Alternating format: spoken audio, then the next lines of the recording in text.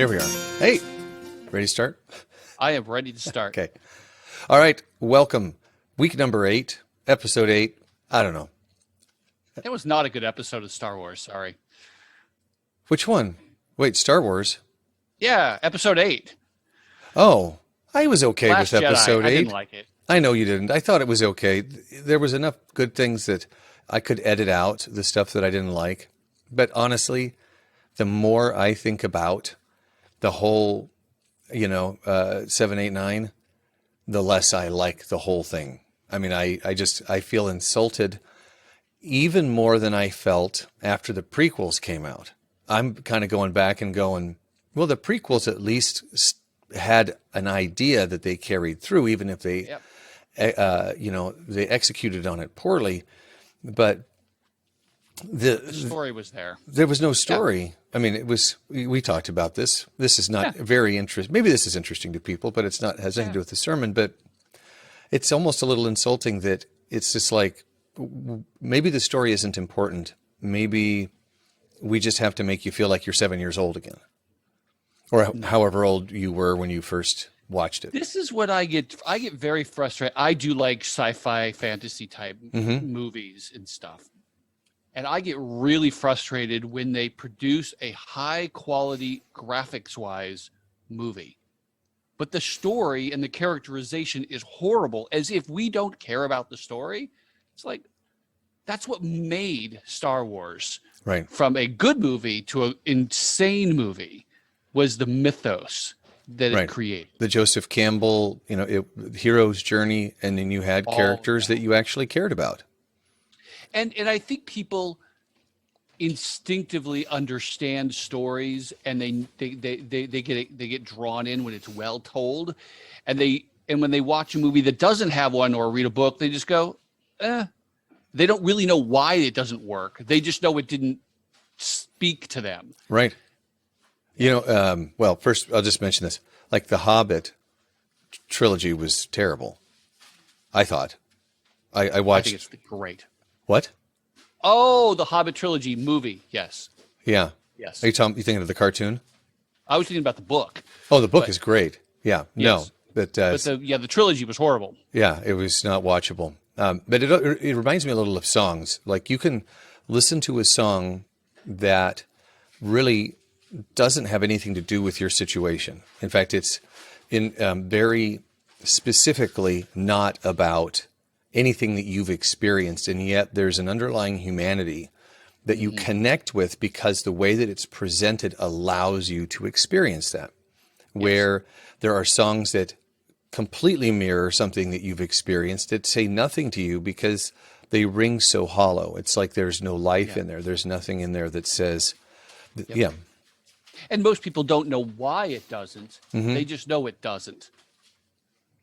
There's something off with that. It doesn't make sense. And I suppose this does have to do with the Bible. We could switch that into that. Yeah. There's a story, and I think we instinctively know how to interpret the Bible, but like we know that when we read a letter that you read it one way, and we know when we read, like, I don't know, a recipe, you read it a different way. And so there's different rules on how you read something. But sometimes when we come to the Bible, we kind of freak out and we don't actually use the rules. And so I think that causes a lot of misunderstandings. Well, and that to me is something that I thought that really stuck out to me. And I didn't mention this after the sermon on Sunday, but that stuck out is that really anytime that we come to the Bible and we're reading it, we can read it on a surface level and we'll get something from it. Yeah. But the more time we invest in understanding the context, the specific language, the writing style, and that stuff, that's when it really, it's activated, right? It really comes to life, which is the parables, that we're going through right now, that at a surface level, I mean, I just love, the prodigal son. I mean, everybody knows the prodigal son. It's just that there's such richness in it. The more you read it, there's 3 distinct perspectives, and you can relate to each one of those. And I can tell you that I have related to each of those. But there's elements to the story that really will not even the whole story. I was thinking the other day, a couple of weeks ago, we were talking about my daughter and her challenges, and Right. we were talking about when do you not help somebody. And I think that that's a great illustration for the prodigal son is a great illustration of, okay, I've done everything I can for you. I'm going to let you do what you're going to do when you're ready to be healthy again. Mm-hmm. I am here to support you in that. And that's the love that's demonstrated there. Yeah. So It's tough. It's tough to know when to do that. And we talked about that, and so I was thinking about that. Yeah. In fact, when you said I've been in all three positions, that's what I was thinking about when you've been the father waiting for the child to come home. yeah, I've been the child that's, during my 20s, I wouldn't say that I was in dire circumstances, but boy, I made my share of really bad mistakes that, that my dad, in an extraordinary demonstration of love, said no to me a number of times when I asked to be bailed out. And I resented him at the time and respected him and loved him even more afterward because, I needed to kind of work through that. And I've also, probably more often than not, been the brother that is like, why does he get that and not me? I deserve this, who's fighting for what seems to be fair from his perspective. I just want to say I appreciate how, going back to you're rewarded for as much as you open yourself up to being rewarded, which was That's the basic point. that that's the way you approach teaching too. That you come in. This is how I felt. When you told me what we were going to be talking about this Sunday. See, Mark 4:21 through 25. Is that correct? Yep. And I went, oh, you shouldn't suppress your gifts. I immediately thought of this was that this parable of the lamp was about whether or not you chose to share gifts, because I was looking at it at a surface level, and he started breaking it down for me. This is a definitive article, not a, but and He's the subject lamp of it. It's yeah, and when you are spending time in that, when you are kind of cracking things open, a lot of pastors say, I'm going to unpack this for you, because there is so much jammed in there that it really warrants that additional time spent understanding. And so for me, I come away going, oh, I understand that better than I ever did because I have these additional context clues. And I think that the way you taught is an illustration of what you taught, if that makes sense. Oh, yeah. Yeah. And I think that's, so what I'm hearing, and I think that is definitely true, is you get out of the Bible as much as you want to get, as much as you pursue it. Right. And that's, I'm always surprised how people can come away from sermons and not get anything. I'm like, I've sat under some bad teachers. I'm being honest, but I always, no, I'm not going to put that. I know I could have always gotten something out of it. Yeah. Haven't always. Sometimes I sit there in judgment and like, oh, he's just blowing that. That's a bad illustration. And I'm being honest, I have. Yeah. But you can. And it's interesting, there's a certain group of people in our church, and I'm not going to obviously name names, but they almost always come to me and say, wow, I got something great out of this, ... And then there's others that have never said that. Yeah. And do you think they haven't said it because they haven't experienced it, or that's just not in their nature to oh, okay. I think so. Yeah. Knowing them as I do, and they're wonderful people and they love Jesus, but it's interesting on how people get set in a set. I know this truth. That's what it is. And I don't know if it's a fear or it's just a rigidity to there's no curiosity in trying to learn more and to go deeper. It's just like, this is what it is. And that's what it is. Yeah. It's like, yeah. I love to be challenged. That's why I love studying religion in high school, is that I could have a debate with the religion teacher and I lost every time.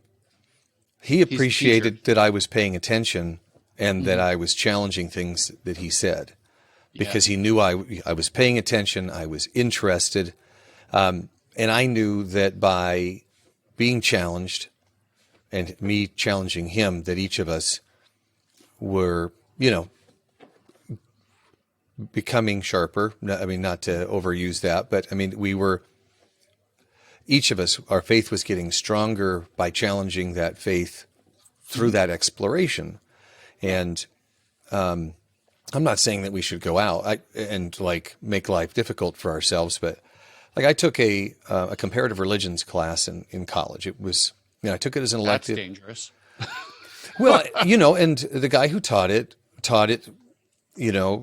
very, he didn't come into it with, I'm selling, I'm not selling you Islam or Hinduism or Buddhism or anything. It's Wonderful. just, and he wasn't selling Christianity. He was just like very objective. This is what's going on. Wonderful. And I really appreciated it. And there were definitely things I went, that's interesting, and they're taking that position on that topic. But it forced me to stop and go, well, how do I feel about them saying that? And do I think that what they're saying is accurate? And then I studied and I learned or whatever a little bit more about it. And then I came away going, nope, I'm good. But there was also a mother and a daughter who were taking the class, and they wanted to debate everything that seemed in favor of one religion or against Christianity, in terms of they weren't listening, they were defensive. And I personally feel like if I'm open to hearing what people have to say, even if I don't agree with it, then at least I'm learning something about that, and it has the opportunity to strengthen who I am. That's a really long way around to say it's good to listen to what is being taught, and you will get out of it what you choose to put into it. I suppose we should probably back up, and I should say a little bit about what it was I taught. Yeah, we're 15 minutes in, so it would be good to... I know. I suppose so. It's here. Let me pull up the verses, because I don't have my Bible right here. So let me pull it up real quick. I'm like, oh, hey, that would be helpful. And I was also like, was there something you wanted to talk about? Because we kind of just launched. So this is called podcasting, Brian. Oh, gee. So verse 21, was, do you put a lamp under a basket? No. And the point is, don't be absurd. I'm the lamp. I'm the light. What does light do? It brings people to light. That's what I do. I reveal. I'm constantly revealing. I have to do that. And there's no reason why I would hide anything. Verse 22, nothing is hidden except for it to be manifested. If I'm going to hide something, it's to reveal. If I speak in parables, it's actually to reveal people's hearts, and everything is going to get revealed. That's verse 22. Verse 23, so you need to pay attention. Verse 24, with the measure you use, you will be measured to you and more. And so the idea with that, which is what we've been just talking about, is that the measure in which I measure, to the degree in which I'm open, I have the capacity to receive the truth. That's the amount I will get, and more. And so if I don't have very much, if I'm hard to the truth, I won't get very much. In fact, I'm going to lose it, which is what verse 25 is about. If you have the capacity, you're going to get more. If you have less, you're going to get less. It's going to spiral in either direction. And so I ended up with the point is you need to pay attention, because you know God exactly as much as you want to. If you don't want to know him, if you don't know him very well, it's because you really don't want to. If you do, the degree that you do, it's because that's the degree you want to. And that's really convicting to me. So, yeah. But I think I mentioned on Sunday, and actually Dixie mentioned it after the service as well, that I have struggled a bit this year to get into my rhythm with reading the Bible, even though it doesn't have to be very difficult. You can set up a reading plan and just listen. But I'm at at a point where I'm like, I want to read with more intention. I want to understand more. And then that in itself has become a barrier that I have propped up. Oh, And I had to acknowledge that, or at least ask the question, how much do I really, really want to dig deeper? Or am I creating a barrier for the sake of avoidance? So that to me was very convicting when it's like, how much do you really want to know him? How much, how much are you praying? Because if you're praying more because you want to know him better, I mean, if you want to know him better, then that is one way that it would be demonstrated. So then you go, okay, well, how am I doing on that? And I think it's okay to be convicted of those things. And it's really easy to prop up an excuse. I'm busy. I got a lot going on. And I mean, I really do want to do this. It somehow the space just keeps getting filled with things like, I don't know, 6:30 in the morning, games on my phone. I'll just do this for a few minutes. That's one of the things, and we know this. We're people who do a lot of stuff and high capacity, high productivity people. And you and I both know that we always have time for everything that's really important. You just do. Mm-hmm. Yeah. It's so what's more important than what you are than that? Yeah. Because there's something. Yeah. And at some point that comes to bite you, but it bites you. You wake up and you realize, oh, I had all these opportunities and I didn't do anything about it. Yeah. If you really needed to really want to get something done, you'll get it done. Yeah. It's the issue. Do you really want to get it done? Yeah. And a lot of this is self-reflection, right? Being a little self-critical in a healthy way. Yeah. And we've really talked about this a lot this year so far, is the idea of how are you, what are you carrying? What are you measuring? What are you doing? I mean, there's a whole lot of self-reflection, self-evaluation that's going on in Mark in the stuff that we're going through. And to do this at the beginning of the year, I think the timing is really extraordinary because this is a good reset time. It is. I've tried to say it before. I don't think I've said it as clearly as I could, that half of Bible study is self-reflection.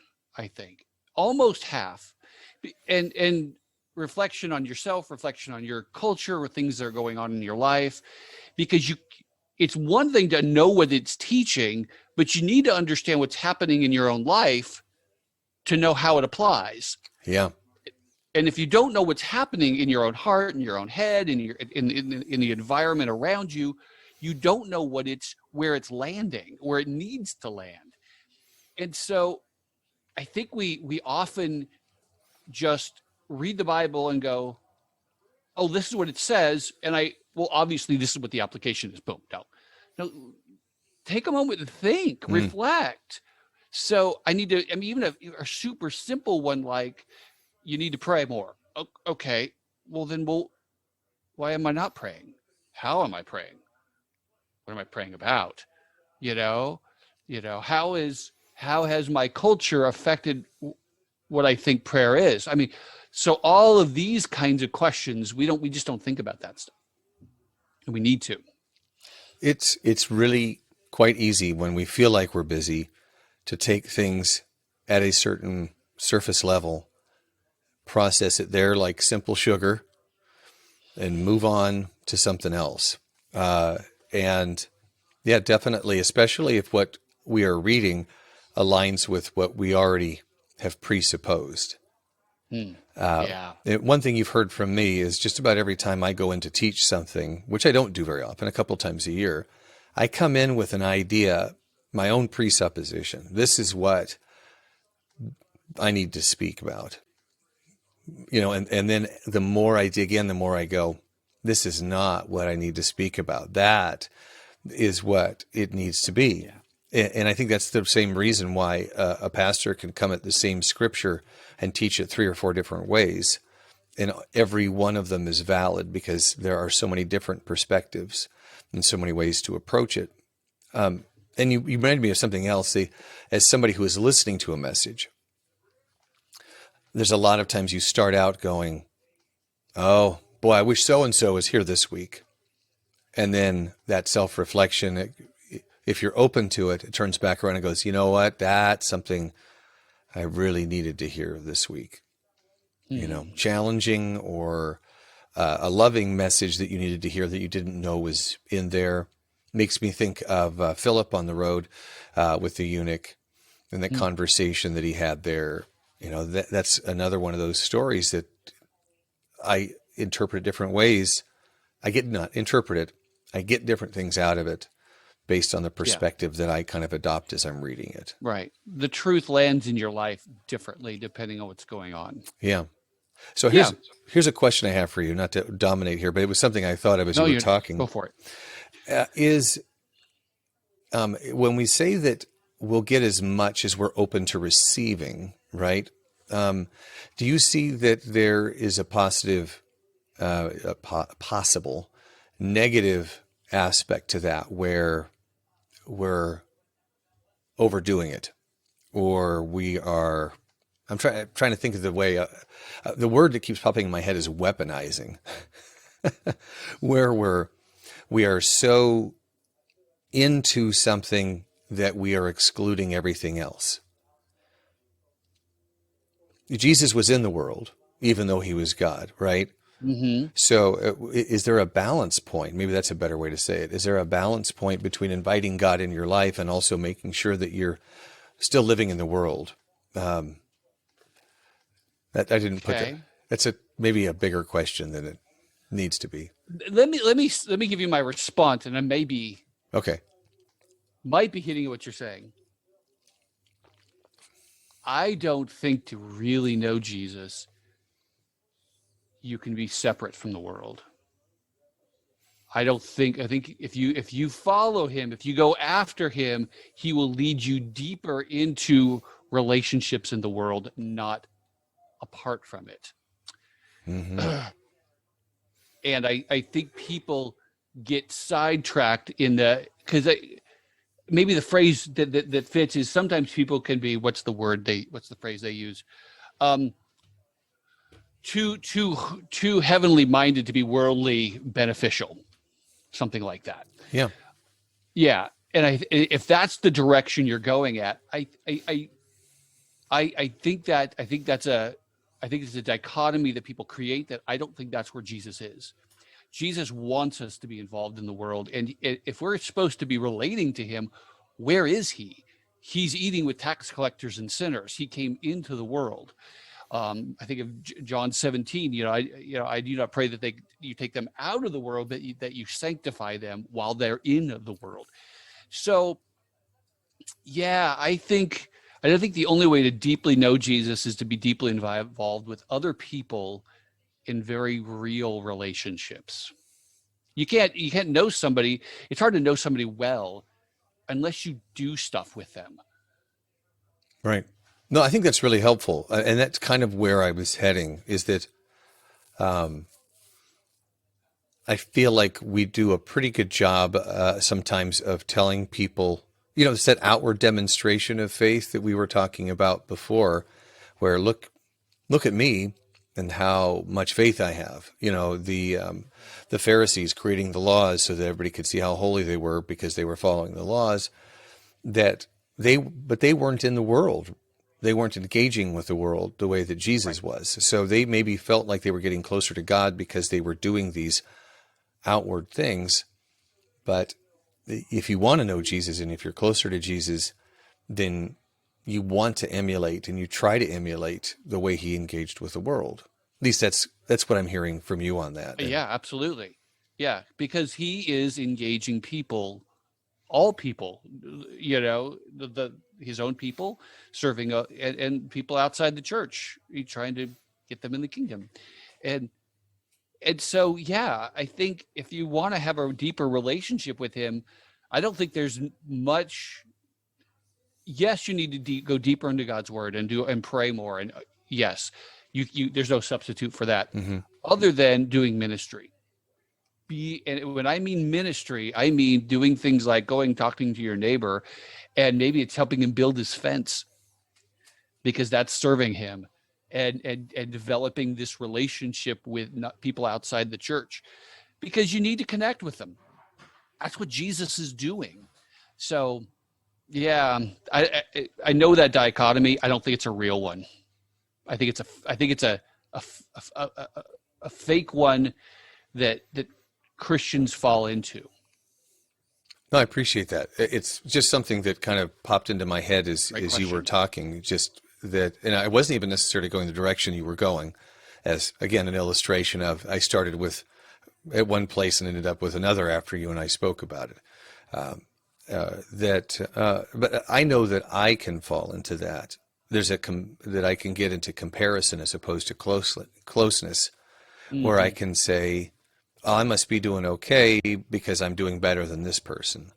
When it comes to my relationship with, well, at least I'm going to church, or at least I'm leading worship, or, I've read the Bible X number of times or whatever, and it's not personal with God, it's competitive with somebody else, or comparative. I was thinking though with this, your question though, and some people do look at it this way, and you started with it, the whole letting your light shine. Mm-hmm. Well, if you go deeper and you're out there connecting with the world, you're letting the light shine through you. I mean, that's how Jesus shines in part, Yeah, through us. So yeah, it all goes together. But yeah. again, so many different ways to look at things and consider them, and being rewarded through that. And I think the only other thing, because I know we're short on time at this point, is pay attention, be aware. I think that is such an important thing that is easy. We've danced all around that. We haven't even touched on that. And I think that's part of being in the world is you can't be asleep and be in the world. And you have to pay attention. Yeah. I think that phrase, if you have ears to hear, pay attention to how you're hearing. I think that's a question all of us, every Christian needs to be asking, how am I hearing? Am I really responding well? And, whether it's the super duper teacher, whoever you want to call it, or the new Christian, or, maybe it's kids who grew up in the church. How are you listening? Because, oh man, that goes to all of us. Yeah. So I don't know. Yeah, but we didn't answer the question, why does God hide something? This doesn't really answer the question. Because why are some people's hearts more receptive than others? I don't know. Well, that gets into free will. I mean, there's a lot of stuff there. Why didn't God make God everybody equally receptive? He could have. I don't know.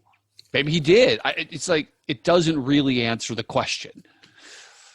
I don't know. Yeah, so many of these things we are interpreting based on our very limited perspectives. Taking our understanding of God's word, processing it through our understanding, and C.S. Lewis, we're just doing the best we can with the information we have.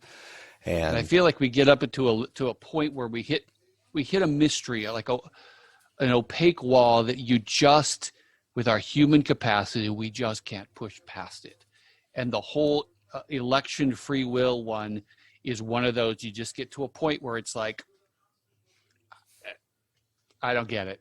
Yeah. Yes, clearly we have free will, but there's things that God seems to elect, and it's like. And it's just so much discernment in there. Interpret. Was that a God thing, or was that something else that was doing that? And what's by God's will? Yeah. Yeah. Oh man, do you think that's simple? This is late in the podcast to be opening this up, Brian. I know. On one hand, I'm going to say this: 90% of what God wants you to do, He has told you. Pray, love people, talk to people about Jesus. I mean, all of that. It's the specific things. Well, do I go to this college or that college? Take this job or that job? I don't know. Maybe he doesn't care. Just wherever you go, talk to me about Jesus and love people while you're at. How's that? There you go. Fair enough. Spiel. Any teaser for this coming Sunday? Oh, we're going to fit the last two parables in this section, which is there's a little bit if we read the parable of the sower, that whole point of, and they produced 50 and 30 and 100 times more. There's this optimistic, the kingdom is going to explode. That's what we're going to talk about.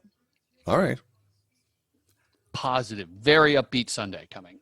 Okay, good. And then that's just before we head into to Lent, when everything is heading downhill, right?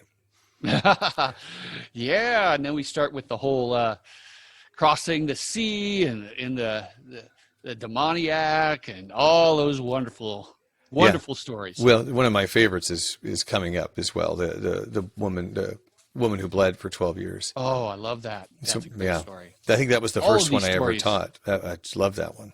Yeah. All right. Well, we should wrap up then. And happy Valentine's Day coming up on Sunday. I guess we'll have an opportunity to tell people that. Mm-hmm. I hope you have a great week. Take care of yourself. If you have questions, let us know. Office at opendoorcommunity.cc, Facebook page. I don't know. Search for it. I can't remember what it is. I'm not very helpful.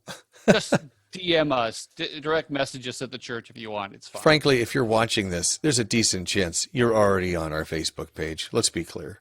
Let's be. Yeah. All right. Take care, everybody. All right. Have a good week.